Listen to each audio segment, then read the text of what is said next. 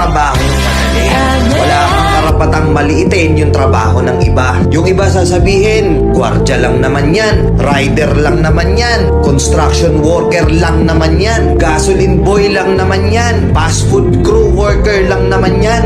Pucha, nagkaroon lang tayo ng maganda-gandang klase ng trabaho. Akala na natin kung sino na tayong entitled sa mundong to. Minamaliit natin yung mga taong mas mabababa yung sahod sa atin. Pagkakaalam ko kasi, wala kang karapatang maliitin o matahin yung trabaho ng iba hanggat nagtatrabaho sila ng marangal. Walang trabahong madali.